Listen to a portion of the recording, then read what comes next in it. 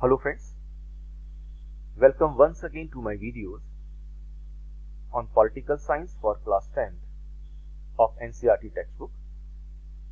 Friends, इस video में मैं आपके साथ में आपकी टेक्स्ट बुक के चैप्टर नंबर 6 जिसका कि टाइटल है पॉलिटिकल पार्टीज, तो इस चैप्टर से रिलेटेड क्वेश्चंस के आंसर्स को डिस्कस कर रहा हूं।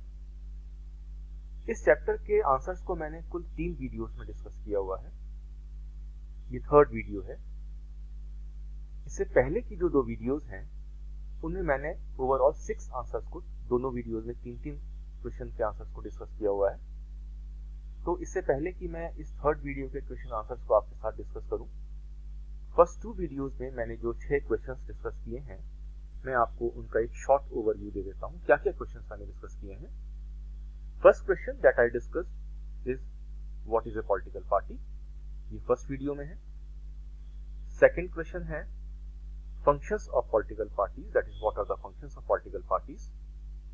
Number 2, what will happen if there are no political parties. तो ये 3 क्वेश्चंस फर्स्ट वीडियो में डिस्कस किए गए हैं।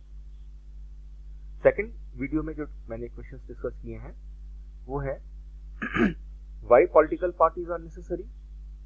Second question, what are the different types of political parties. And number 3, what are the characteristics of national and regional parties. तो ये 6 questions हम already previous 2 videos में डिस्कस कर चुके हैं। आइए अब हम थर्ड वीडियो में आते हैं। इसमें हमने कौन कौन से क्वेश्चंस डिस्कस किए हैं। First question of second video या ओवरऑल जो हमारा 7th क्वेश्चन है वो क्या है, what are the major challenges of political parties. Political parties के सामने क्या क्या चैलेंजेस हैं। So the first challenge before the political parties is that political parties lack internal democracy. Generally ये देखने को मिलता है कि पॉलिटिकल पार्टीज में इंटरनल डेमोक्रेसी यानी कि उनके इंटरनल वो लोग डेमोक्रेटिकली काम नहीं करते हैं। उनके इलेक्शंस या तो जनरली नहीं होते हैं टॉप पोजीशंस के लिए, या अगर होते भी हैं तो वो इलेक्शंस एक नाम मात्र के लिए होते हैं। ऑलरेडी फिक्स होता है कि किसको प्रेसिडेंट बनाना है, किसको और इंपॉर्टेंट पोर्टफोलियोज देने हैं। तो इंटरनल डेमोक्रेसी जनरली देखने को नहीं मिलती है।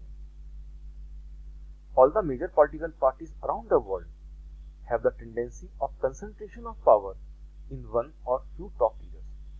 और ये अराउंड द वर्ल्ड लगभग सभी पॉलिटिकल पार्टीज में देखने को मिलता है कि वहां पे एक टेंडेंसी होती है कि कंसंट्रेशन ऑफ पावर होता है। कंसंट्रेशन का मतलब होता है कि कुछ ही हाथों में जो टॉप के लीडर्स होते हैं उन्हीं के हाथों में पावर कंसंट्रेट हो जाती है और जो नीचे के कैडर होते हैं उनको अथॉरिटी नहीं मिल पाती है। सेकंड प्रॉब्लम क्या है। सेकंड प्रॉब्लम और the second challenge is of dynastic succession. इसका मतलब है कि पार्टी में जनरली देखने को मिलता है कि डायनेस्टीज होती हैं, यानी कि वंशवाद होता है। एक वंश का उसमें डोमिनेंस होता है, एक वंश के ही लोग बाग उस पार्टी की इंपॉर्टेंट पोजीशंस को होल्ड करते हैं, वही मेजर डिसीजंस लेते हैं। तो ऐसे में जो उस वंश की जो आइडियोलॉजी होती है या उस वंश की जो विचारधारा होती है वो इस पार्टी में डोमिनेट करती है और नए नए आइडियाज को उस पार्टी में जगह नहीं मिल पाती है। Fourth problem is due to lack of open and transparent procedures for their functioning, ordinary workers have very few chances to rise to the top in a party. और जनरली क्योंकि ट्रांसपेरेंसी नहीं होती है प्रोसीजर्स में, इसलिए ordinary workers rise नहीं कर पाते हैं। Fifth point is leaders have unfair advantages to favor people close to them or even their family members. और जो लीडर्स होते हैं वो जनरली क्या करते हैं कि जो उनके क्लोज लोग होते हैं या जो उनके फैमिली मेंबर्स होते हैं उनको अनफेयर एडवांटेज पहुंचाने की कोशिश करते हैं। अब थर्ड चैलेंज क्या है। Third challenge is the growing role of money and muscle power in the parties. ये भी एक बहुत बड़ी प्रॉब्लम है कि पॉलिटिकल पार्टीज में मनी और मसल पावर बड़ा रोल प्ले करते हैं, इनकी बड़ी इंपॉर्टेंस होती है। क्यों ऐसा कैसे होता है। Because during the elections they nominate those candidates who have or can raise money, a lot of money. Means जब इलेक्शंस होते हैं तो उन लोगों को ज्यादातर टिकट दिया जाता है इलेक्शन कंटेस्ट करने के लिए, उनका नॉमिनेशन किया जाता है जिनके पास या तो बहुत सारी मनी होती है जो कि पार्टी को वो डोनेट कर सकते हैं इलेक्शन कंटेस्ट करने के लिए, या फिर वो अपनी मसल पावर के थ्रू बहुत सारी मनी को रेस कर सकते हैं। तो इस कारण से मनी और मसल पावर का रोल भी काफी डोमिनेंट हो गया है। And the fourth challenge is that many times parties fail to offer a meaningful choice to the voters. और कई बार क्या होता है कि जो पार्टीज हैं वो वोटर्स को एक मीनिंगफुल चॉइस नहीं दे पाती हैं। मीनिंगफुल चॉइस का मतलब है कि उनके पास में वोटर को ऑफर करने के लिए कोई बहुत स्ट्रॉन्ग पॉलिसीज नहीं होती हैं, कोई बहुत स्ट्रॉन्ग आइडियाज नहीं होते हैं, कैसे वो कंट्री का डेवलपमेंट कर पाएंगे, कैसे वो जनता को बेटर कंडीशंस दे पाएंगे, कैसे वो इकोनॉमी के लिए काम कर पाएंगे। तो इसके बारे में उनके पास, पॉलिटिकल पार्टीज के पास में कोई बहुत क्लियर आइडियाज नहीं होते हैं।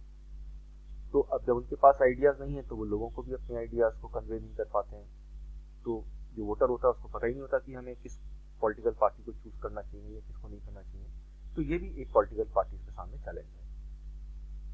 Now next question is how can parties be reformed. Parties को हम कैसे रिफॉर्म कर सकते हैं।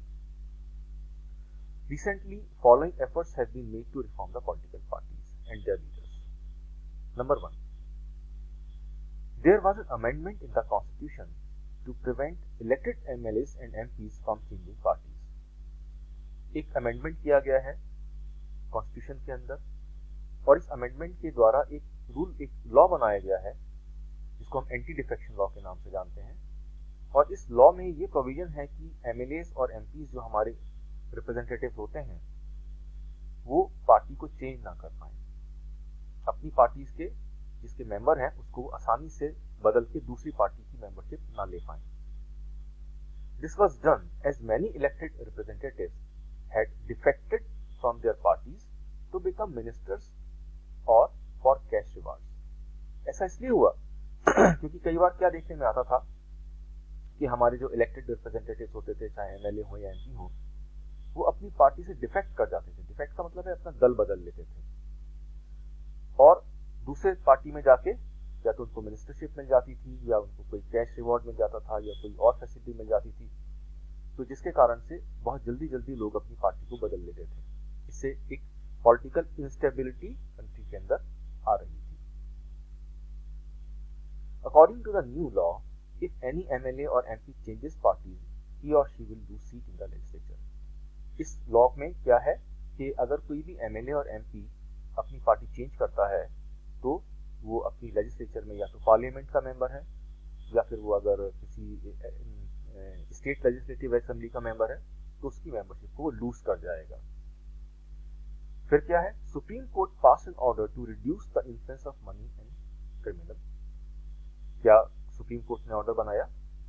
ये ऑर्डर क्या करता है, it makes mandatory for all candidates to file an affidavit giving details of his property and criminal cases pending against him. तो ये जो नया सुप्रीम कोर्ट ने ऑर्डर दिया है उसके द्वारा ये मैंडेटरी यानी कि जरूरी हो गया है कि हर एक कैंडिडेट को जो भी इलेक्शन कंटेस्ट कर रहा है वो एक एफिडेविट कोर्ट में फाइल करेगा। एफिडेविट एक शपथ पत्र होता है जिसमें कि वो लिखता है कि जो मैं बोल रहा हूँ वो मैं बिल्कुल एक ओथ पर बोल रहा हूँ, मेरी नॉलेज में सही बात है ये। तो कोर्ट में एक पेपर वो सबमिट करता है और जिसमें वो ये बताता है कि उसके पास कितनी प्रॉपर्टी है या फिर क्या उसके अगेंस्ट कोई क्रिमिनल केसेस भी पेंडिंग है कोर्ट में। तो इन सब बातों का खुलासा उसको इलेक्शन के दौरान करना पड़ता है।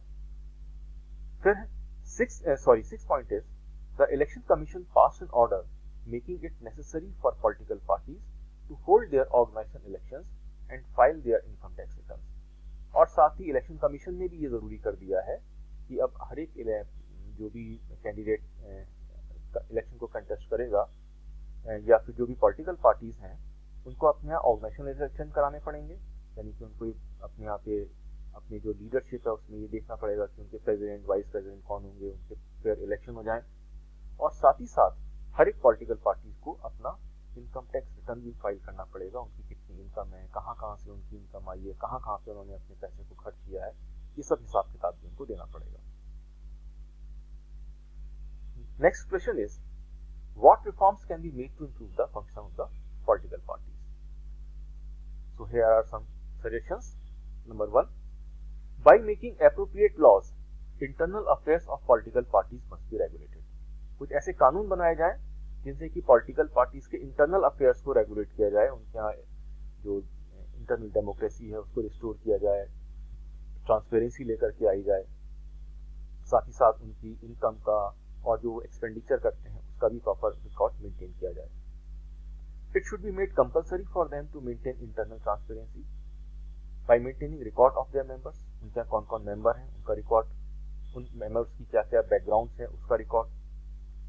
साथ ही साथ जो पॉलिटिकल पार्टीज हैं उनका अपने कॉन्स्टिट्यूशन हो, अपने रूल्स एंड रेगुलेशंस हो, जिनको उनके सभी मेंबर्स फॉलो करें। इसके अलावा they should have an independent authority to act as जज in case of party disputes and holding open elections to the highest post. इसके साथ साथ अगर पॉलिटिकल पार्टीज में अंदर कोई झगड़े होते हैं तो उनको सुलझाने के लिए एक इंडिपेंडेंट अथॉरिटी हो जो कि मैटर्स को सुलझाए, और जो उनकी हाईएस्ट पोजीशंस हैं उनके लिए ओपन इलेक्शंस करवाए जाएं। It should be mandatory for political parties to give a minimum number of tickets, about 1/3 to women candidates. There should be quota for women in the decision-making bodies of the parties. Female members के लिए एक quota हो कि वो decision-making party के अंदर कर सकें। There should be state funding for elections. The government should give parties money to support their election expenses on the basis of votes secured by the party in the last election. यानी कि जो government है वो political parties को पैसा दे election लड़ने के लिए, ना कि वो अपने लिए पॉलिटिकल पार्टी खुद अपने लिए चंदा इकट्ठा करें। सो फ्रेंड्स, इस तरह से मैंने आपको कुल मिलाकर के इस चैप्टर के 9 क्वेश्चंस को डिस्कस किया है। मेरा ऐसा ख्याल है कि ये सभी क्वेश्चंस आपके लिए काफी यूजफुल रहेंगे। तीनों ही वीडियोस के क्वेश्चन के आंसर्स को देखिए। Thank you very much for watching my videos. Keep watching. Thank you. God bless you.